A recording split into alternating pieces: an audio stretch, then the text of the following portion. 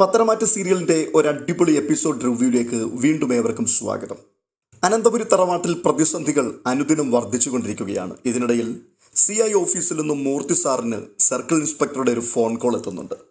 Phone attend ചെയ്ത മൂർത്തി സാറിനോട് circle പറയുകയാണ്, മൂർത്തി സാറേ, വളരെ എമർജൻസിയായി ഒരു വിവരം എനിക്ക് സാറിനോട് പറയാനുണ്ട്. അതുകൊണ്ട് അത്യാവശ്യമായി സാർ ഇവിടെ വരെ ഒന്ന് വരണം.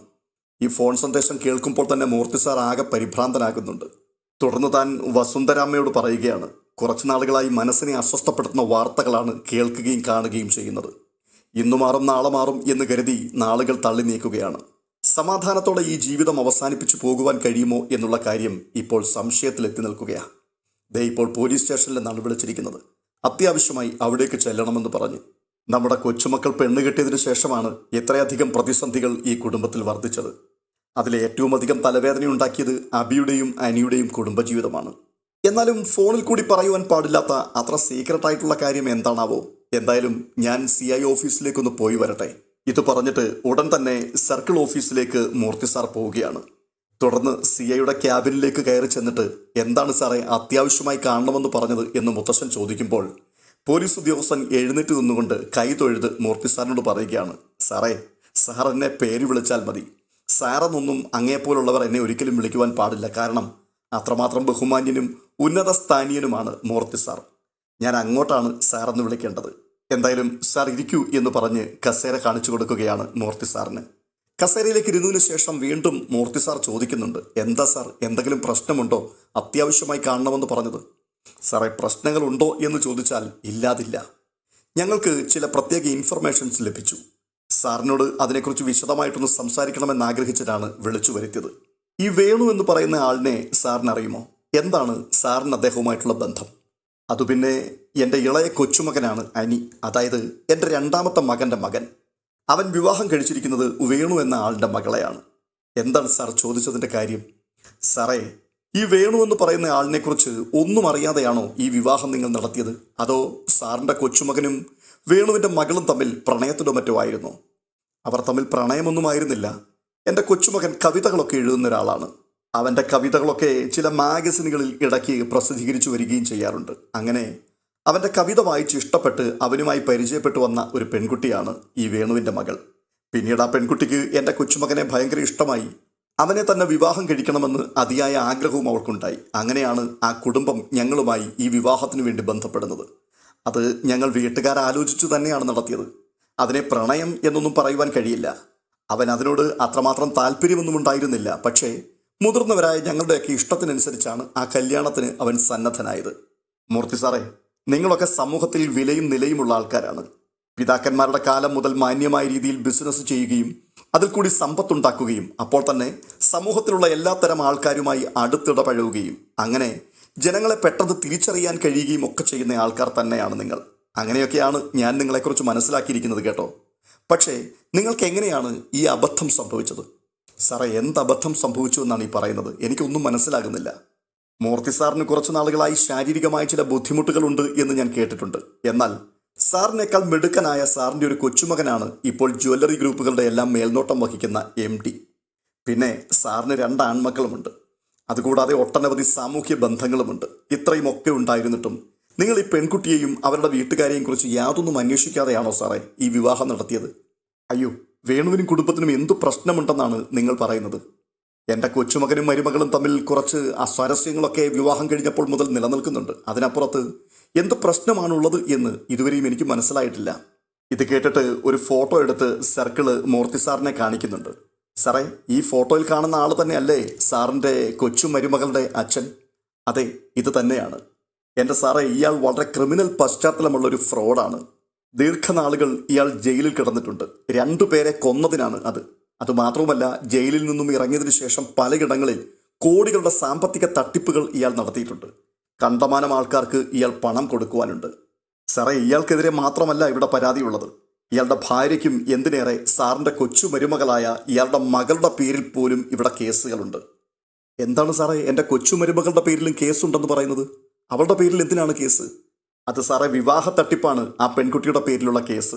2-3 വിവാഹ തട്ടിപ്പുകൾ ഇതിനോടകം ഈ ചെറിയ പ്രായത്തിൽ തന്നെ അവൾ ചെയ്തു കഴിഞ്ഞു. ഇവരുടെയൊക്കെ പേരിലുള്ള കേസുകൾ ഇതുവരെയും തീർപ്പാക്കിയിട്ടില്ല. ജാമ്യത്തിലാണ് അച്ഛനും മകളും നടക്കുന്നത്.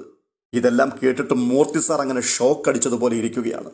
തുടർന്ന് മൂർത്തി സാർ പറയുകയാണ്, അവരെക്കുറിച്ച് കൂടുതലൊന്നും അന്വേഷിക്കുവാൻ തയ്യാറാകാതിരുന്നതിൻ്റെ കാരണം ഈ വേണുവും കുടുംബവും ദീർഘകാലങ്ങളായി കേരളത്തിലല്ല താമസിക്കുന്നത്. ബിസിനസ്സിനോടുള്ള ബന്ധത്തിൽ സിംഗപ്പൂർ, മലേഷ്യ തുടങ്ങിയ സ്ഥലങ്ങളിലൊക്കെയാണ്. വിദേശ രാജ്യങ്ങളിലൊക്കെ ധാരാളം ബിസിനസ്സുകൾ ഉള്ളതുകൊണ്ട് ദീർഘവർഷങ്ങളായി നാടുമായിട്ട് അവർക്ക് ബന്ധമൊന്നുമില്ല എന്നായിരുന്നു പറഞ്ഞത്. അതുകൊണ്ട് തന്നെയാണ് ഞങ്ങൾ കൂടുതൽ അന്വേഷണങ്ങൾക്കൊന്നും തയ്യാറാകാതിരുന്നത്. മാത്രവുമല്ല, എൻ്റെ കൊച്ചുമകന് വലിയ എതിർപ്പുകളൊന്നും അപ്പോഴില്ലായിരുന്നു ഈ വിവാഹത്തോട്. എന്നാൽ വിവാഹത്തിന് ശേഷം എനിക്ക് ഈ പെൺകുട്ടിയോട് താല്പര്യമില്ലാത്ത രീതിയിലുള്ള പെരുമാറ്റങ്ങൾ കണ്ടു തുടങ്ങി. അവൻ എപ്പോഴും പറയാറുണ്ടായിരുന്നു, അവളുടെ ലക്ഷ്യം ഭർത്താവിനെ സ്നേഹിക്കുക അല്ലെങ്കിൽ കുടുംബജീവിതം മുൻപോട്ട് കൊണ്ടുപോവുക, ഇങ്ങനെയുള്ള കാര്യങ്ങളൊന്നുമല്ല, മറ്റു പല ലക്ഷ്യങ്ങളുമായിട്ടാണ് ഞങ്ങളുടെ കുടുംബത്തിൽ അവൾ കയറി പറ്റിയത് എന്ന്. എന്നാൽ ആ വാക്കുകൾക്ക് ഞങ്ങൾ അധികം വിലയൊന്നും കൊടുത്തിരുന്നില്ല. കാരണം എൻ്റെ കൊച്ചുമകന് മറ്റൊരു പെൺകുട്ടിയുമായി ഒരു പ്രണയമുണ്ടായിരുന്നു. ആ ബന്ധം ഒരു വിധത്തിൽ പറഞ്ഞാൽ ഇപ്പോഴും നിലനിൽക്കുന്നുണ്ട്. ഈ പെണ്ണിനെ ഉപേക്ഷിച്ചിട്ട് അവളെ കെട്ടുവാൻ വേണ്ടിയാണ് അവൻ ഇങ്ങനെയൊക്കെ സംസാരിക്കുന്നതെന്നാണ് ഞങ്ങളൊക്കെ ധരിച്ചു വെച്ചിരുന്നത്. അതുകൊണ്ട് തന്നെ വേണുവിൻ്റെ മകളെക്കുറിച്ച് മോശമായ പല കാര്യങ്ങളും അവൻ അറിയാമെന്ന് പറയുമ്പോഴും അതിനെക്കുറിച്ച് അവൻ സംസാരിക്കുമ്പോഴും ഞങ്ങൾ അവനെ കുറ്റപ്പെടുത്തുകയും ശാസിക്കുകയും ഒക്കെയാണ് ചെയ്തിരുന്നത്. ഉടനെ CI ചോദിക്കുന്നുണ്ട്, സാറേ ഇവർക്ക് മക്കളുണ്ടായിട്ടുണ്ടോ? ഏയ് ഇല്ല, ഇതുവരെ കുട്ടികളൊന്നും ഉണ്ടായിട്ടില്ല. അത് തന്നെ ഒരു വലിയ ആശ്വാസമാണ്. എന്തായാലും എത്രയും പെട്ടെന്ന് സാർ ഇതിനകത്ത് ഉചിതമായൊരു നടപടി കൈക്കൊള്ളണം. ഇല്ലെങ്കിൽ ഭാവിയിൽ വലിയ ബാധ്യതയായി ഇത് മാറും. എൻ്റെ അന്വേഷണത്തിൽ നിന്നും എനിക്ക് മനസ്സിലാക്കുവാൻ കഴിഞ്ഞത് ഈ പെൺകുട്ടി ഇതേ രീതിയിൽ തന്നെ പലരെയും ചതിച്ചിട്ടുണ്ട്. വിവാഹം കഴിക്കുക, പ്രശ്നങ്ങൾ ഉണ്ടാക്കുക, ഒടുവിൽ ഭർത്താവിനെതിരെ കേസ് ഫയൽ ചെയ്യുക, എന്നിട്ട് നഷ്ടപരിഹാരമായി വലിയ തുകകൾ ഈടാക്കുവാൻ ശ്രമിക്കുക. അങ്ങനെ 1-2 ചെയ്തു കഴിഞ്ഞു. 3-ാമത്തെ തവണ ശ്രമിക്കുമ്പോഴാണ് പിടിവീഴുന്നത്. ഈ കഥകളെല്ലാം അപ്പോഴാണ് പുറത്തു വന്നത്. ഇപ്പോൾ അനന്തപുരിയിൽ അവൾ കയറിപ്പറ്റിയതിൻ്റെ പിൻപിലുള്ള ലക്ഷ്യവും ഇത് തന്നെയാണ് സാറേ. സാറിൻ്റെ കൊച്ചുമകനുമായി വിവാഹം കഴിഞ്ഞ സമയം മുതൽ കലഹിച്ചാണ് അവർ പോകുന്നത് എന്ന് സാർ പറഞ്ഞല്ലോ. ഇവളെ സംബന്ധിച്ചിടത്തോളം അതിനപ്പുറമൊന്നും പ്രതീക്ഷിക്കാൻ പറ്റില്ല. കാരണം ഒരവസരത്തിന് വേണ്ടിയാണ് അവൾ പ്രശ്നങ്ങളൊക്കെ ഉണ്ടാക്കുന്നത്. ഏതെങ്കിലും രീതിയിൽ നിങ്ങൾ അവളെ ഒഴിവാക്കുവാൻ ശ്രമിച്ചാൽ ഗാർഹിക പീഡനം ഉൾപ്പെടെ നിങ്ങളുടെ മേൽ പല കേസുകൾ ചുമത്തി ഒടുവിൽ നഷ്ടപരിഹാരമായി അവരെ ആവശ്യപ്പെടുന്നത് നൽകേണ്ട സാഹചര്യമുണ്ടാവും. ഇതിപ്പോൾ സാറിനെ അറിയിക്കുവാൻ കഴിഞ്ഞത് വളരെ യാദൃശ്ചികമായിട്ടാണ്. കാരണം ചില ദിവസങ്ങൾക്ക് മുമ്പ് പഴയ ഒരു കേസിനോടുള്ള ബന്ധത്തിൽ ഇയാളെ ഞാൻ ഇവിടേക്ക് വിളിച്ചു വരുത്തിയിരുന്നു. ഇദ്ദേഹം ഇവിടെ വന്നിട്ട് പോയപ്പോൾ ഇവിടെയുള്ളൊരു പോലീസുകാരനാണ് എന്നോട് പറഞ്ഞത് അനന്തപുരിയിലെ ബന്ധുവാണ് ഇയാളെന്ന്. ആദ്യം എനിക്കത് വിശ്വസിക്കുവാൻ കഴിഞ്ഞില്ല. പക്ഷേ പിന്നീട് ചില കാര്യങ്ങളൊക്കെ അദ്ദേഹം എന്നോട് വിശദീകരിച്ചു. എന്തായാലും മൂർത്തി സാർ എത്രയും പെട്ടെന്ന് ഈ വിഷയത്തിൽ ഒരു തീരുമാനമെടുക്കാൻ ശ്രമിക്കണം. ഇത് പറയുവാൻ വേണ്ടിയാണ് ഞാൻ സാറിനെ ഇവിടേക്ക് വിളിച്ചു ബുദ്ധിമുട്ടിച്ചത്. കാര്യങ്ങളെല്ലാം കേട്ട ശേഷം മൂർത്തി സാർ പറയുകയാണ്, സാറേ വളരെ ഉപകാരം. എൻ്റെ പേരക്കുട്ടിയുടെ ജീവിതം ഒരിക്കലും തകരരുത് എന്ന് എനിക്ക് അതിയായ ആഗ്രഹമുണ്ടായിരുന്നത് കൊണ്ട് തന്നെ അവരുടെ കുടുംബജീവിതത്തിലെ കല്ലുകടികളെല്ലാം പരിഹരിച്ച് എങ്ങനെയെങ്കിലും അവർ സ്നേഹത്തോടെ മുൻപോട്ട് പോകണം എന്ന് നിരന്തരം ഇരുവരെയും ഉപദേശിച്ചു കൊണ്ടിരുന്ന ഒരാൾ ഞാനായിരുന്നു. വേണുവിൻ്റെ മകളെ സംബന്ധിച്ച് വന്നു കയറിയപ്പോൾ മുതൽ വളരെയധികം പക്വതക്കുറവും മുതിർന്നവരെ ബഹുമാനിക്കുവാൻ താല്പര്യമില്ലാത്ത സ്വഭാവദൂഷ്യങ്ങളും ഒക്കെ ഞങ്ങളുടെ ശ്രദ്ധയിൽപ്പെട്ടതാണ്. എല്ലാം ക്ഷമിച്ചും സഹിച്ചും മുൻപോട്ട് പോയത് ഞങ്ങളുടെ കൊച്ചനെ ഓർത്തിട്ട് മാത്രമാണ്.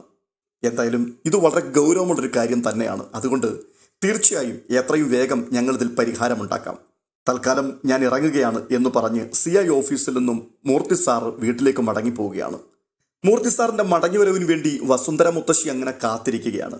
മുത്തശ്ശനെ കണ്ട മാത്രയിൽ മുത്തശ്ശി ഓടി വന്നിട്ട് ചോദിക്കുകയാണ്, പോലീസ് സ്റ്റേഷനിലേക്ക് എന്തിനാണ് അവർ വിളിപ്പിച്ചത്? എന്തെങ്കിലും പ്രശ്നങ്ങളുണ്ടോ?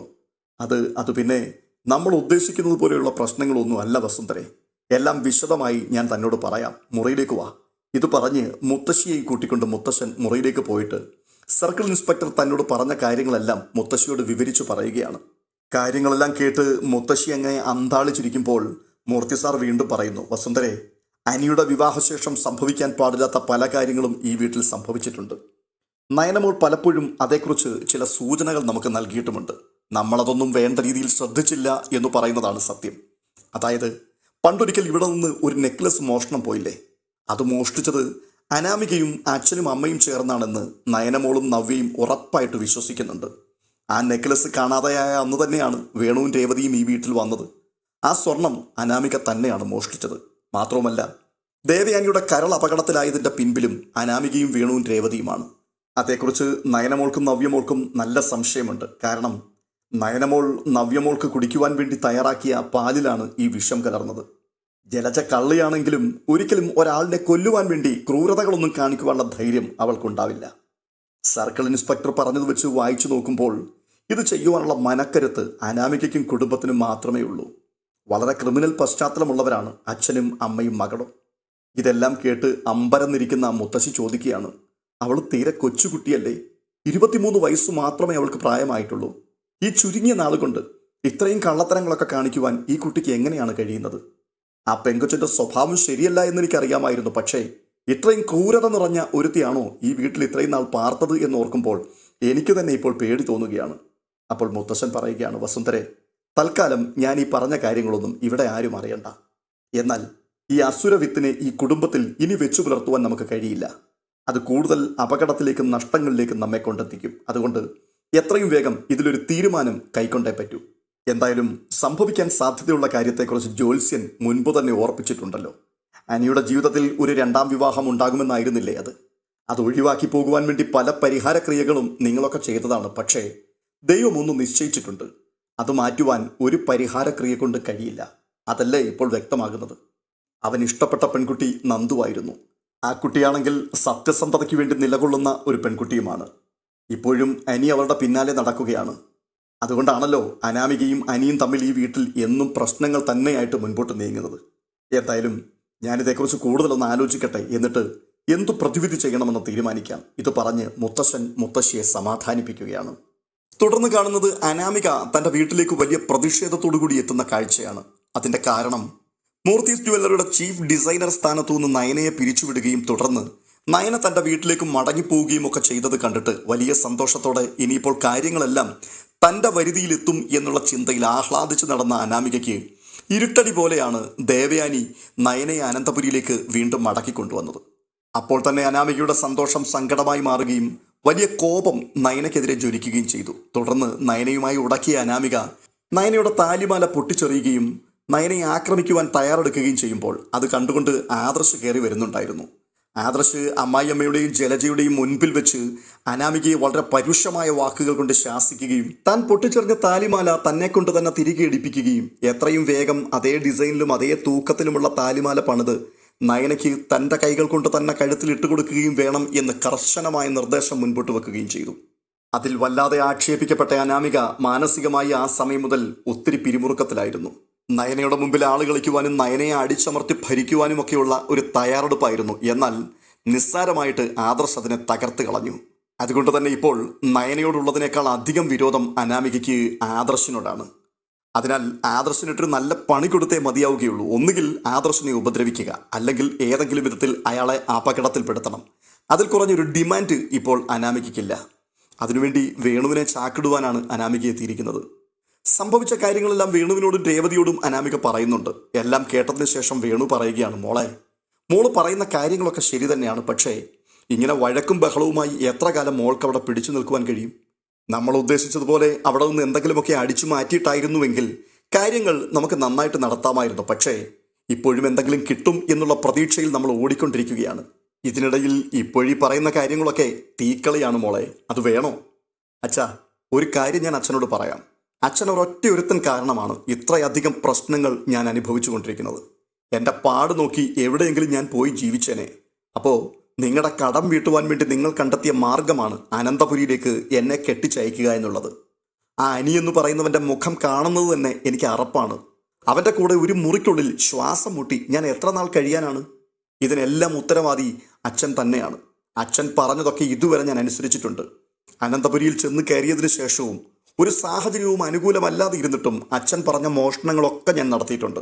ഇനി എപ്പോഴാണ് ഇതൊക്കെ പിടിക്കപ്പെടുക എന്നുള്ളത് എനിക്കറിയില്ല. അങ്ങനെ പിടിക്കപ്പെട്ടാൽ ഞാൻ ഇനി ഒരിക്കലും പുറം ലോകം കാണില്ല എന്നും എനിക്കറിയാം. അതൊന്നും എനിക്ക് വേണ്ടിയല്ലല്ലോ, അച്ഛന് വേണ്ടിയാണ്. അച്ഛൻ പറഞ്ഞിട്ടാണ് ഞാൻ ചെയ്തിട്ടുള്ളത്. അങ്ങനെയാണെങ്കിലേ ഞാൻ പറയുന്ന കാര്യം എനിക്ക് വേണ്ടി ചെയ്തു തരുവാൻ അച്ഛൻ എന്താണ് ഇത്ര മടി? കൂടുതലൊന്നും എന്നോട് പറയണ്ട. ഞാൻ പറഞ്ഞത് എനിക്ക് വേണ്ടി ചെയ്തേ പറ്റൂ. അനാമികയുടെ ഈ കടുംപിടുത്തത്തിൻ്റെ മുൻപിൽ വീണ്ടും വേണുവിൻ്റെ കയ്യിൽ നിന്ന് പോവുകയാണെല്ലാം. മനസ്സില്ലാ മനസ്സോടെ വേണു ആദർശിന് പണി കൊടുക്കുവാൻ നിർബന്ധിതനാവുന്നു. വേണു അവസാനം പറയുന്നുണ്ട്, മോളെ, ഇതിനൊക്കെ പണച്ചിലവുള്ള കാര്യങ്ങളാണ്. മാത്രവുമല്ല ഇതിൻ്റെയൊക്കെ പിൻപിൽ കാര്യമായ അന്വേഷണങ്ങൾ വന്നാൽ നമ്മളൊക്കെ കുടുങ്ങും. അത് മോൾ ഓർക്കണം. അതുകൊണ്ട് നല്ല രീതിയിൽ പണം മുടക്കി മാത്രമേ ഈ പണികളൊക്കെ നടത്താൻ പറ്റുകയുള്ളൂ. അച്ഛാ, പണം എത്ര വേണ്ടി വന്നാലും ഞാനത് മുടക്കും. പക്ഷെ കാര്യം നടക്കണം. അതും എത്രയും പെട്ടെന്ന് നടന്നിരിക്കണം. ഇത് പറഞ്ഞിട്ട് തൻ്റെ കയ്യിലുണ്ടായിരുന്ന കുറച്ച് ആഭരണങ്ങൾ ഊരിയെടുത്ത് അനാമിക വേണുവിൻ്റെ കയ്യിൽ കൊടുത്തിട്ട് പറയുകയാണ്, ഇത് കൊണ്ടുപോയി അച്ഛൻ പണയം വെക്കുകയോ വിൽക്കുകയോ ചെയ്യുക. പക്ഷേ കാര്യം ഭംഗിയായി നടത്തിയിരിക്കണം. അങ്ങനെ ആദർശിനെ അപകടപ്പെടുത്തുവാൻ വേണു ഒടുവിൽ അനാമികയുടെ കയ്യിൽ നിന്നും കൊട്ടേഷൻ എടുക്കുകയും അത് മറിച്ചു കൊടുക്കുകയും ചെയ്യുകയാണ്. തുടർന്ന് കാണുന്നത് അടുത്ത ദിവസം രാവിലെ തന്നെ ആദർശും നയനയും കൂടി ക്ഷേത്ര ദർശനത്തിന് വേണ്ടി പോകുന്ന കാഴ്ചയാണ്. ക്ഷേത്രത്തിൽ പോയതിനു ശേഷം ആദർശ് ഓഫീസിലേക്കും നയന തൻ്റെ വീട്ടിലേക്കും പോകുവാൻ വേണ്ടിയാണ് പ്ലാൻ ചെയ്തിരുന്നത്. അങ്ങനെ ക്ഷേത്രത്തിലെ പൂജയും വഴിപാടുകളും ഒക്കെ കഴിഞ്ഞതിന് ശേഷം പുറത്തേക്ക് വന്ന് ഒരു ഓട്ടോറിക്ഷ പിടിച്ച് നയന മടങ്ങിപ്പോവുകയാണ്. ആദർശ് അതിൻ്റെ തൊട്ടു പിന്നാലെ തൻ്റെ കാറിൽ കയറി ഓഫീസിലേക്കും തിരിക്കുന്നു. ഇവരുടെ നീക്കങ്ങളൊക്കെ കൃത്യമായി വീക്ഷിച്ചു കൊണ്ടിരുന്ന വേണു നൽകിയ നിർദ്ദേശപ്രകാരം ആ സമയത്ത് ഒരു പാണ്ടിലോറി ആദർശിനെതിരായിട്ട് പാഞ്ഞു വരികയാണ്. അത് കൃത്യമായി ആദർശിൻ്റെ കാറിലേക്ക് ഇടിച്ചു കയറുകയും ചെയ്യുന്നു. ആ ഇടിയുടെ ആഘാതം വലിയതായിരുന്നു. പെട്ടെന്ന് തന്നെ ആദർശിനെ ഇടിച്ച ലോറി പിറകിലേക്ക് എടുത്തതിന് ശേഷം അതിവേഗം അവിടെ നിന്ന് ഓടിച്ചു പോവുകയും ചെയ്യുകയാണ്. ഇടിയുടെ ശബ്ദം കേട്ടുകൊണ്ട് മുൻപോട്ട് പോയ ഓട്ടോയിലിരുന്ന നയന പുറത്തേക്ക് തലയിട്ട് തിരിഞ്ഞു നോക്കുന്നുണ്ട്. നയനയ്ക്ക് തൻ്റെ കണ്ണുകളെ വിശ്വസിക്കുവാൻ കഴിയുന്നില്ല. തൻ്റെ ഭർത്താവ് അപകടത്തിൽപ്പെട്ടിരിക്കുന്നു. ഓട്ടോയിലിരുന്നു കൊണ്ട് നയന ആദർശേട്ട എന്നുറക്കെ അലറി നിലവിളിക്കുമ്പോൾ ഓട്ടോക്കാരൻ എന്തുപറ്റി മാഡം എന്ന് ചോദിച്ചുകൊണ്ട് പെട്ടെന്ന് വണ്ടി നിർത്തുകയാണ്. ആദർശേട്ടനെ വണ്ടി ഇടിച്ചു എന്ന് പറഞ്ഞ് നയന വേഗം ഓട്ടോയിൽ നിന്നും ഇറങ്ങി പിൻപിലേക്ക് ഓടുകയാണ്. ആദർശിൻ്റെ കാറിൻ്റെ മുൻഭാഗം പൂർണ്ണമായും തകർന്നു. അതിനകത്തുണ്ടായിരുന്ന ആൾ ജീവനോടെ കാണുമോ എന്നുള്ള പ്രതീക്ഷ നഷ്ടപ്പെടുന്ന രീതിയിലായിരുന്നു ആ ദൃശ്യങ്ങൾ. അപ്പോൾ ആക്സിഡന്റ് സംഭവിച്ചത് കണ്ടിട്ട് ജനങ്ങളെല്ലാം ഓടിക്കൂടുകയും പെട്ടെന്ന് വണ്ടിയിൽ നിന്നും ആദർശിനെ പുറത്തെടുക്കുവാനുള്ള ശ്രമങ്ങൾ ആരംഭിക്കുകയും ചെയ്തു. നിലവിളിയോടെ ഓടിയെത്തിയ നയനയ്ക്ക് തൻ്റെ കണ്ണുകളെ വിശ്വസിക്കുവാൻ കഴിയുന്നില്ല. കാരണം ആദർശിന് കാര്യമായി പരിക്കുകളൊന്നും സംഭവിച്ചിട്ടില്ല. കയ്യിലും തലയിലും ചെറിയ മുറിവുകൾ, അതിലൊന്നും അല്പാൽപമായി രക്തം പൊടിയുന്ന അവസ്ഥയുമുണ്ട്. മറ്റുള്ളവരുടെ സഹായത്തോടെ ആദർശിനെ പുറത്തേക്കിറക്കി ഉടൻ തന്നെ മറ്റൊരു വണ്ടി വിളിച്ചിട്ട് നയനെ ആദർശുമായി ഹോസ്പിറ്റലിലേക്ക് പോവുകയാണ്. ആശുപത്രിയിൽ എത്തിയതിനു ശേഷം ഉടൻ തന്നെ നയന ഫോൺ എടുത്ത് ജയനെ വിളിച്ച് കാര്യങ്ങളെല്ലാം പറഞ്ഞിട്ട് എത്രയും വേഗം ആശുപത്രിയിലേക്ക് വരുവാൻ അറിയിക്കുന്നുണ്ട്. തുടർന്ന് ആദർശിനെ സ്കാൻ ചെയ്യുമ്പോൾ തലയ്ക്ക് ചെറിയൊരു ഫ്രാക്ചർ ഉണ്ട്. കൂടാതെ ഇടത് കൈക്കുഴയ്ക്ക് ചെറിയൊരു പൊട്ടലുമേറ്റിട്ടുണ്ട് എന്ന് മനസ്സിലാക്കുവാൻ കഴിഞ്ഞു. ഒരു വലിയ ആക്സിഡന്റ് ആയിരുന്നു സംഭവിച്ചത്. വാഹനം ഒട്ടുമിക്കവാറും പൂർണ്ണമായി തകർന്നു. എന്നിട്ടും ആദർശ് നിസ്സാര പരിക്കുകളോടുകൂടി രക്ഷപ്പെടുവാൻ കാരണം ആക്സിഡന്റ് നടന്ന സമയത്ത് തന്നെ വണ്ടിയുടെ എയർ ബാഗുകൾ ഓപ്പൺ ആവുകയും ആ കാരണത്താൽ ആദർശ് അധികം പരിക്കുകളില്ലാതെ രക്ഷപ്പെടുകയും ചെയ്തു. പൊട്ടലുണ്ടായ കൈക്കുഴയ്ക്ക് പ്ലാസ്റ്റർ ഇട്ടതിനു ശേഷം അല്പം പ്രാഥമിക ചികിത്സകളും നൽകിയിട്ട് ആദർശിനെ മെഡിസിനും കൊടുത്ത് വീട്ടിലേക്ക് അയക്കുകയാണ് ഡോക്ടർ. സംഭവിച്ചതൊന്നും ദേവയാനി ഉൾപ്പെടെ ആരും അനന്തപുരിയിൽ അറിഞ്ഞിട്ടില്ല. കാര്യങ്ങൾ എങ്ങനെ അവതരിപ്പിക്കണം എന്നുള്ളതിനെക്കുറിച്ച് ജയൻ വളരെ ആശങ്കയോടെ ചോദിക്കുമ്പോൾ ആദർശ് പറയുന്നുണ്ട്, അച്ഛാ, എൻ്റെ കയ്യിലൊന്നും വീഴ്ച സംഭവിച്ചതല്ല. അമ്പലത്തിലൊന്നും ഞാനും നയനയും കൂടി ഒരുമിച്ചാണ് പുറത്തേക്ക് ഇറങ്ങിയത്. നയനയെ ഓട്ടോയിൽ കയറ്റി വിട്ടതിന് ശേഷം ഞാൻ പതിയെ വാഹനം എടുത്തു. അല്പം മുൻപോട്ട് നീങ്ങിയതേയുള്ളൂ. ഞാൻ റോങ് സൈഡ് കയറിയിട്ടില്ല. പക്ഷേ എതിരെ വന്ന ആ വാഹനം അത് ഞാൻ നന്നായി ശ്രദ്ധിക്കുന്നുണ്ടായിരുന്നു. അബദ്ധം പറ്റി ആക്സിഡൻ്റ് ഉണ്ടായതല്ല അവർക്ക്. എന്നെ തന്നെ ലക്ഷ്യമിട്ട് മുൻപോട്ട് വന്ന വണ്ടിയാണത്. ഞാൻ പരമാവധി സൈഡിലേക്ക് ഒതുക്കുവാൻ ശ്രമിച്ചിട്ടും മനഃപൂർവ്വം എന്നെ അപായപ്പെടുത്തുവാൻ വേണ്ടി എന്ന രീതിയിലാണ് ആ വണ്ടി മുൻപോട്ട് വന്നത്. അങ്ങനെയാണ് ആക്സിഡൻ്റ് ഉണ്ടായത്. ആക്സിഡൻ്റ് ഉണ്ടായതിനു ശേഷം അവർ നിർത്താതെ പോയി കളഞ്ഞല്ലോ. രാവിലെ സമയമായതുകൊണ്ട് കാര്യമായ തിരക്കുകളൊന്നും വഴിയിലുണ്ടായിരുന്നില്ല. മാത്രവുമല്ല വളരെ വിശാലതയുള്ള വഴിയുമാണത്. അതുകൊണ്ട് തന്നെ എനിക്ക് ഉറപ്പാണ് അതാരോ മനഃപൂർവ്വം കരുതിക്കൂട്ടി ആസൂത്രണം ചെയ്തതാണ്. ആദർശിൻ്റെ ഈ സംസാരം കേട്ടപ്പോഴേക്കും നയനയൊന്നും ഞെട്ടുന്നുണ്ട്. എന്നിട്ട്, അയ്യോ ആദർശേട്ടാ, അതാരാണ് മനഃപൂർവ്വം അപായപ്പെടുത്തുവാൻ ശ്രമിക്കുന്നത്? ആദർശേട്ടൻ അങ്ങനെ ശത്രുക്കൾ ആരുമില്ലല്ലോ. അങ്ങനെ ശത്രുക്കളൊന്നും എനിക്കില്ല. ആരാണ് ഇതിൻ്റെ പിൻപിലുള്ളത് എന്നിപ്പോൾ പറയുവാനും കഴിയില്ല. എന്തായാലും തൽക്കാലം വീട്ടിൽ ഈ കാര്യം ഇപ്പോൾ പറയണ്ട. പറഞ്ഞു കഴിഞ്ഞാൽ അതേക്കുറിച്ചുള്ള ചർച്ചകളും പിന്നെ ഭയവും ഒക്കെ ആയിട്ട് മര്യാദയ്ക്ക് പുറത്തിറങ്ങി നടക്കുവാൻ പറ്റാത്ത സാഹചര്യത്തിലേക്ക് കാര്യങ്ങളെത്തും. അതുകൊണ്ട് ഇത് നമ്മൾ മാത്രം അറിഞ്ഞാൽ മതി എന്ന് ആദർശ് പറയുന്നുണ്ട്. ഇത് കേട്ടിട്ട് അജയൻ പറയുകയാണ്, എടാ മോനെ, അമ്പലത്തിൻ്റെ ആ ഭാഗത്തൊക്കെ CCTV ക്യാമറകൾ ധാരാളം ഉള്ളതാണല്ലോ. നമുക്ക് അന്വേഷിക്കാം ഏത് വണ്ടിയാണ് എന്താണ് എന്നൊക്കെ. അപ്പോൾ നയന, അച്ഛാ, അപകടം നടന്ന സമയത്ത് ആ ശബ്ദം കേട്ടുകൊണ്ട് പെട്ടെന്ന് ഞാൻ തിരിഞ്ഞു നോക്കുന്നുണ്ടായിരുന്നു. അപ്പോൾ കണ്ട കാഴ്ച ആദർശേട്ടനെ ഇടിച്ചതിന് ശേഷം ആ വണ്ടി പിറകിലേക്ക് എടുത്തിട്ട് വേഗം ഓടിച്ചു പോകുന്നതാണ്. ആരെയാണ് ഇടിച്ചത് എന്ന് ആദ്യം എനിക്ക് മനസ്സിലായില്ല. ഈ വണ്ടി കടന്നുപോയതിന് ശേഷമാണ് ആദർശേട്ടനാണ് ആക്സിഡൻറ്റിൽ പെട്ടത് എന്നെനിക്ക് മനസ്സിലായത്. ആ സമയത്ത് ഞാൻ ആ വാഹനത്തിൻ്റെ നമ്പർ നോക്കുന്നുണ്ടായിരുന്നു. പക്ഷേ അതിൽ നമ്പർ പ്ലേറ്റ് ഉണ്ടായിരുന്നില്ല. അപ്പോൾ ജയൻ പറയുകയാണ്, അത് ശരി. അപ്പോൾ നീ പറഞ്ഞത് സത്യമാടാ മോനെ. അത് നിന്നെ തന്നെ ലക്ഷ്യമിട്ട് ആരോ ആസൂത്രണം ചെയ്തതാണ്. അങ്ങനെയാണെങ്കിൽ ഇനിയിപ്പോൾ നമ്മൾ കൂടുതൽ സൂക്ഷിക്കണം. എന്തായാലും നമുക്ക് പോലീസ് സ്റ്റേഷനിൽ ഒരു പരാതി നൽകാം. കാര്യങ്ങൾ നിയമത്തിൻ്റെ വഴിയിൽ പോകട്ടെ. ഇതൊക്കെ പറഞ്ഞിട്ട് മൂവരും കൂടി അനന്തപുരിയിലേക്ക് മടങ്ങിയെത്തുകയാണ്. തുടർന്ന് കാണുന്നത് അനാമികയെയും വേണുവിനെയുമാണ്. കാര്യങ്ങളൊക്കെ കൃത്യമായി നടന്നു. നല്ല ഒന്നാന്തരം ഇടിയാണ് മോളെ അവൻ്റെ വണ്ടി കിടിച്ചിരിക്കുന്നത്. എല്ലാവരും കൂടി വാരിയെടുത്ത് ആശുപത്രിയിലേക്ക് കൊണ്ടുപോയിട്ടുണ്ട്. എന്തൊക്കെയാണ് സംഭവിച്ചത് എന്ന് പതിയെ മാത്രമേ നമുക്ക് അറിയുവാൻ കഴിയുകയുള്ളൂ എന്നൊക്കെ വേണു പറയുകയാണ്. ഈ വാർത്ത കേട്ടപ്പോൾ അനാമികയ്ക്ക് അതിയായ സന്തോഷമാവുകയാണ്. അനാമിക പറയുന്നുണ്ട്, അവൻ ഇതോടെ അങ്ങ് തുലഞ്ഞിരുന്നെങ്കിൽ അതായിരുന്നു ഏറ്റവും നല്ലത്. അവളുടെ കണ്ണുനീര് എനിക്ക് കാണണം വച്ചാ. കുറച്ച് നാളുകളായി അഹങ്കാരത്തിന് കയ്യും കാലും വെച്ച് അവൾ നടക്കുകയാണ്. അവൾ കരയണം. കരഞ്ഞു കൂവി അവൾ എൻ്റെ മുൻപിൽ കൂടി നടക്കുന്നത് എനിക്ക് കാണണം. എന്തായാലും അച്ഛാ, ഞാനിനി ഇവിടെ നിന്നാൽ ശരിയാവില്ല. ഞാൻ വേഗം അനന്തപുരിയിലേക്ക് ചെല്ലട്ടെ. ബാക്കി കാര്യങ്ങളൊക്കെ അറിയണമെങ്കിൽ അനന്തപുരിയിൽ ചെന്നെങ്കിൽ മാത്രമേ കഴിയുകയുള്ളൂ. ഇത് പറഞ്ഞിട്ട് വേഗം അനാമിക അനന്തപുരിയിലേക്ക് മടങ്ങി പോവുകയാണ്. അനന്തപുരിയിലേക്ക് അതിയായ സന്തോഷത്തോടെ മടങ്ങിയെത്തിയ അനാമിക കാണുന്നത് നിസ്സാരമായ പരിക്കുകളോടെ അനന്തപുരിയിലെ സോഫയിലിരിക്കുന്ന ആദർശിനെയും സമീപത്തിരിക്കുന്ന നയനെയുമാണ്. ലക്ഷങ്ങൾ മുടക്കി നടത്തിയ ഓപ്പറേഷൻ 8 നിലയിൽ പൊട്ടിയത് കണ്ടിട്ട് വിശ്വസിക്കുവാൻ കഴിയാതെ ഹൃദയം തകർന്ന അവസ്ഥയിൽ ഒരു നിമിഷം അനാമിക അനന്തപുരിയുടെ വാതുക്കൽ പകച്ചു നിന്നുപോയി. തുടർന്ന് അല്പസമയമെടുത്തു തനിക്ക് ആ ഷോക്കിൽ നിന്നും വിമുക്തയാകുവാൻ. അതിനുശേഷം യാതൊരു ഭാവഭേദവും പുറമെ പ്രകടിപ്പിക്കാതെ വേഗം തന്നെ തൻ്റെ മുറിക്കകത്തേക്ക് കയറിപ്പോവുകയും ഫോൺ എടുത്തിട്ട് വേണുവിനെയും രേവതിയെയും വിളിച്ച് കാര്യങ്ങളെല്ലാം പറയുകയും ചെയ്യുന്നുണ്ട്. അനാമിക വല്ലാതെ തകർന്നിരിക്കുകയാണ്. താൻ ആഗ്രഹിച്ചതും തൻ്റെ അച്ഛനെ കൊണ്ട് താൻ ആസൂത്രണം ചെയ്യിപ്പിച്ചതുമായിട്ടുള്ള ഒരു കാര്യം പോലും ഇതുവരെയും വിജയം കണ്ടിട്ടില്ല. അതുകൊണ്ട് തന്നെ ആ കലി മുഴുവനും അനാമിക വേണുവിൻ്റെയും രേവതിയുടെയും മേൽ തീർക്കുകയാണ്. അങ്ങനെ ഒരു ഭാഗത്ത് നിരാശ തളം കെട്ടിയ ഹൃദയത്തോടെ വേദനപ്പെട്ട അനാമിക ഇരിക്കുമ്പോൾ മറുവശത്ത് മൂർത്തി സാർ തൻ്റെ പണി ആരംഭിക്കുകയാണ്. വേണുവിനെയും രേവതിയെയും അനാമികയെയും കുറിച്ചുള്ള സകല കഥകളും കേട്ടറിഞ്ഞ നിമിഷം മുതൽ മൂർത്തി സാറിൻ്റെ സ്വസ്ഥത മുഴുവൻ നഷ്ടപ്പെട്ടിരിക്കുകയാണ്. അനിയുടെ കുടുംബജീവിതം ഒരിക്കലും ഒരു വേർപിരിയലിൽ കലാശിക്കരുത് എന്ന് നിർബന്ധമുണ്ടായിരുന്ന മൂർത്തി സാർ ഇപ്പോൾ ഏത് സമയത്തും ആഗ്രഹിക്കുന്നത് എത്രയും വേഗം അനിയും അനാമികയും തമ്മിൽ വേർപിരിയണം എന്ന് തന്നെയാണ്. മൂർത്തി സാർ തൻ്റെ മനസ്സിൽ പറയുന്നുണ്ട്, ഒരു കാരണവശാലും ഒരു പ്രശ്നമുണ്ടാക്കി അവളെ ഇവിടെ നിന്ന് പുറത്താക്കാൻ പാടില്ല. അങ്ങനെ ചെയ്താൽ ആദ്യം ഒരുപക്ഷെ സംഭവിക്കുക ഈ കുടുംബത്തിനെതിരായി അവൾ കേസ് കൊടുക്കുകയോ അല്ലെങ്കിൽ സമൂഹം അറിയത്തക്കവണ്ണം ഏതെങ്കിലുമൊക്കെ അപവാദങ്ങൾ പ്രചരിപ്പിക്കുകയോ നഷ്ടപരിഹാരത്തിന് വേണ്ടി പരിശ്രമിക്കുകയോ ആവും.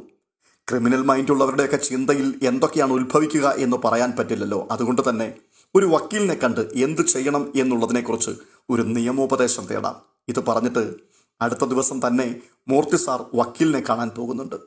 അപ്പോൾ വക്കീൽ നൽകുന്ന ഉപദേശം, സാറ് ഭയപ്പെടുന്നത് പോലെ ഇവിടെ വലിയൊരു നഷ്ടപരിഹാരം കൊടുക്കേണ്ടി വരികയോ ഇതിൻ്റെ പിറകിന് സാറ് നടക്കേണ്ടി വരികയോ ഒന്നും ചെയ്യില്ല. കാരണം വഞ്ചിച്ചിരിക്കുന്നത് നിങ്ങളെയാണ്. കബളിപ്പിക്കുക എന്നുള്ള ലക്ഷ്യത്തോടു കൂടി മാത്രമാണ് ആ പെൺകുട്ടിയെ അതിൻ്റെ തന്തയും തള്ളയും നിങ്ങളുടെ തലയിൽ കെട്ടിവെച്ചത്. അതിൻ്റെ തെളിവുകൾ നമ്മുടെ മുൻപിലുണ്ട്. അച്ഛൻ്റെയും മകളുടെയും പേരിൽ കേസുകൾ പലതുമുണ്ട്. അയാളുടെ പേരിൽ 2 കൊലക്കേസും ഒട്ടനവധി സാമ്പത്തിക തട്ടിപ്പുകളും ഉണ്ടെന്നല്ലേ സർക്കിൾ പറഞ്ഞത്. കൂടാതെ ആ പെങ്കൊച്ചിൻ്റെ പേരിൽ 2-3 വിവാഹ തട്ടിപ്പ് കേസും. അങ്ങനെയുള്ളവർക്ക് എങ്ങനെയാണ് സാറേ നിങ്ങൾക്കെതിരെ കേസ് കൊടുക്കാൻ പറ്റുക? അങ്ങനെ കേസ് കൊടുത്താൽ തന്നെ നിസ്സാരമായിട്ട് നമുക്കതിനെ അടിച്ചു കളയാൻ പറ്റും. അവരുടെ പേരിലുള്ള കേസുകളൊക്കെ കോടതിയുടെ മുൻപിൽ വന്നാൽ ആ നിമിഷം തന്നെ അച്ഛനെയും മോളെയും കോടതി പിടിച്ച് ജയിലിലിടും. അതുകൊണ്ട് ഇപ്പോൾ ചെയ്യാൻ പറ്റുന്നത് ഡിവോഴ്സിന് വേണ്ടി ഒരു പെറ്റീഷൻ ഫയൽ ചെയ്യുക എന്നുള്ളതാണ്. അത് സാറിൻ്റെ കൊച്ചുമകനോട് പറഞ്ഞിട്ട് വേഗത്തിൽ ഡിവോഴ്സിന് വേണ്ടി കാര്യങ്ങൾ നീക്ക്. ബാക്കിയുള്ള കാര്യങ്ങളൊക്കെ ഞാൻ ഏറ്റു സാറേ. ഇത് കേട്ടുകൊണ്ട് അനന്തപുരിയിലേക്ക് മടങ്ങിയെത്തിയ മൂർത്തി സാർ അനിയെ വിളിച്ചുകൊണ്ട് വീടിന് പുറത്തേക്ക് പോവുകയാണ്. വീടിനകത്തിരുന്ന് സംസാരിച്ചാൽ മറ്റാരെങ്കിലും കേൾക്കും എന്നുള്ള ഭയം കൊണ്ടാണ് പുറത്തേക്ക് പോകുന്നത്. മൂർത്തി സാർ അനിയോട് പറയുന്നുണ്ട്, മോനെ, വളരെ പ്രധാനപ്പെട്ട ചില കാര്യങ്ങൾ നിന്നോട് സംസാരിക്കാൻ വേണ്ടിയാണ് ഇപ്പോൾ ഞാൻ നിന്നെ ഇവിടേക്ക് വിളിപ്പിച്ചത്. അത് കേട്ടപ്പോൾ തന്നെ അനി പറയുന്നുണ്ട്, മുത്തശ്ശ, അതെനിക്ക് മനസ്സിലായി. കുറച്ച് ദിവസങ്ങളായിട്ട് ഈ വീട്ടിലുള്ള ഓരോരുത്തരും മാറിയും കയറിയും എന്നെ ഉപദേശിച്ചു കൊണ്ടിരിക്കുകയാണ്. മിക്കവാറും ആൾക്കാരുടെ ഉപദേശമൊക്കെ കഴിഞ്ഞു. ഇനിയിപ്പോൾ അവസാനം മുത്തശ്ശൻ്റെ ഉപദേശം കൂടിയാണ് കേൾക്കാനുള്ളത്. അത് കേൾക്കാനും ഞാൻ തയ്യാറാണ്. നീ എന്തൊക്കെയാടാ ഈ പറയുന്നത്? നീ കരുതുന്നത് പോലെ നിന്നെ ഉപദേശിക്കാനൊന്നുമല്ല ഞാൻ വന്നത്. ഞാൻ സംസാരിക്കാൻ വന്നത് അനാമികയുടെ കാര്യമാണ്. കഴിഞ്ഞ ദിവസം പോലീസ് സ്റ്റേഷനിൽ നിന്നും സർക്കിൾ ഇൻസ്പെക്ടർ എന്നെ വിളിച്ചിരുന്നു. വേണുവിനെക്കുറിച്ചും അനാമികയെക്കുറിച്ചും കുറേ കാര്യങ്ങൾ അദ്ദേഹം എന്നോട് പറഞ്ഞു. വളരെ ക്രിമിനൽ പശ്ചാത്തലമുള്ള ആൾക്കാരാണവർ. വേണുവിനെതിരെ 2 കൊലക്കേസ് നിലവിലുണ്ട്. കുറച്ചു കാലം ജയിലിൽ കിടന്നതാണ് അയാൾ. ഇപ്പോൾ അയാൾ ജാമ്യത്തിലാണ്. മാത്രവുമല്ല, വലിയ സാമ്പത്തിക തട്ടിപ്പുകൾ നടത്തുകയും കോടികളുടെ കടബാധ്യതയിൽ നിലനിൽക്കുകയും ചെയ്യുന്ന ഒരു കുടുംബമാണത്. പിന്നെ നിന്റെ ഭാര്യയുണ്ടല്ലോ അനാമിക, അവൾ നമ്മൾ കരുതിയതുപോലുള്ള പെൺകുട്ടിയല്ല. വിവാഹ തട്ടിപ്പുകളാണ് അവളുടെ പ്രധാനപ്പെട്ട പരിപാടി. ഇതിനോടകം 2-3 വിവാഹ തട്ടിപ്പുകൾ നടത്തുകയും അതിൽ കൂടി ധാരാളം പണം അങ്ങനെയുള്ള പയ്യന്മാരുടെ കയ്യിൽ നിന്നും അവൾ അപഹരിക്കുകയും ചെയ്തു. ഇതേ ഉദ്ദേശ ലക്ഷ്യത്തോടു കൂടി തന്നെയാണ് അവൾ നിന്റെ ജീവിതത്തിലേക്കും കടന്നു വന്നിരിക്കുന്നത്. കാര്യങ്ങളൊക്കെ അപകടത്തിലാകുന്നതിന് മുൻപ് ദൈവം നമുക്കത് കൃത്യമായി കാട്ടിത്തന്നു. അതുകൊണ്ട് എത്രയും പെട്ടെന്ന് അവളുമായിട്ടുള്ള ബന്ധം വേർപെടുത്തണം. അത് പറയാനാണ് ഞാൻ നിന്നെ വിളിച്ചത്. ഞാൻ വക്കീലിനെ കണ്ടിരുന്നു. വക്കീലുമായി സംസാരിച്ചിട്ടാണ് ഇപ്പോൾ ഞാൻ നിന്നോടിത് പറയുന്നത്. മുത്തശ്ശൻ്റെ വായിലൊന്നും ഇതൊക്കെ കേൾക്കുമ്പോൾ അനി ഒരമ്പരപ്പോടും ഞെട്ടലോടും കൂടി മുത്തശ്ശൻ്റെ മുഖത്തേക്ക് തന്നെ നോക്കി നിൽക്കുകയാണ്. കാരണം അനാമികയുമായുള്ള ബന്ധം വേർപെടുത്തുന്നതിൽ ഒരിക്കലും അനുകൂലമായൊരു മറുപടി മുത്തശ്ശൻ്റെ നിന്ന് ലഭിക്കും എന്ന് താൻ പ്രതീക്ഷിച്ചിരുന്നേയില്ല. എന്നാൽ ഇപ്പോൾ മുത്തശ്ശൻ തന്നെ പറയുന്നു അവളെ ഒഴിവാക്കുവാൻ. ഒരു ഭാഗത്ത് അനിയുടെ ഉള്ളിൽ തീവ്രമായ സന്തോഷവും അപ്പോൾ തന്നെ മറുവശത്ത് അമ്പരപ്പും. നാളുകളായി നിരാശയിലും വേദനയിലും മുൻപിൽ എന്താണ് സംഭവിക്കാൻ പോകുന്നതെന്നറിയാതെ ഉള്ളിൽ ഉരുകി നടന്ന തൻ്റെ മുൻപിൽ ദൈവമായി തന്നെ ഒരു നീക്കുപോക്ക് കൊണ്ടുവന്നിരിക്കുന്നു. അനി മനസ്സിൽ പറയുകയാണ്, ഇനിയിപ്പോൾ നന്ദു എൻ്റെ സ്വന്തമാകും, നന്ദുവിനെ ഞാൻ സ്വന്തമാക്കും. അനിയുടെ ഹൃദയം സന്തോഷം കൊണ്ട് വീർപ്പ് മുട്ടുകയാണ്. അപ്പോൾ മുത്തശ്ശൻ വീണ്ടും പറയുന്നുണ്ട്, മോനെ, തൽക്കാലം നിന്റെ അച്ഛനോടോ ജാനകിയോടോ ഈ കാര്യം പറയരുത്. ജാനകിയുടെ മനസ്സിൽ ഈ ഭൂമിയിലെ ഏറ്റവും വലിയ മാലാഖ ഇപ്പോഴും അവളുടെ മരുമകൾ തന്നെയാണ്. അതുകൊണ്ട് കാര്യങ്ങളൊക്കെ സംഭവിച്ചതിനു ശേഷം അവൾ അറിഞ്ഞാൽ മതി. അതുവരെ എല്ലാം രഹസ്യമായിരിക്കണം. പത്തനമാറ്റിൽ വരുവാൻ പോകുന്ന രംഗങ്ങൾ ത്രസിപ്പിക്കുന്നതാണ്, ത്രില്ലടിപ്പിക്കുന്നതാണ്. അത്തരം ഉദ്വേഗജനകമായ ദൃശ്യവിസ്മയങ്ങളുടെ വീഡിയോയുമായി വീണ്ടും എത്താം. ഈ വീഡിയോ നിങ്ങൾക്ക് ഇഷ്ടപ്പെട്ടുവെങ്കിൽ ഒന്ന് ലൈക്ക് ചെയ്യുവാൻ മറക്കരുത്. അപ്പോൾ തന്നെ ആദ്യമായിട്ടാണ് നിങ്ങൾ ഈ ചാനൽ കാണുന്നതെങ്കിൽ ദയവ് ചെയ്ത് ഒന്ന് സബ്സ്ക്രൈബ് ചെയ്യുവാനും മറക്കരുത്. അടുത്ത വീഡിയോയുമായി വീണ്ടും കാണും വരേക്കും ബൈ ബൈ.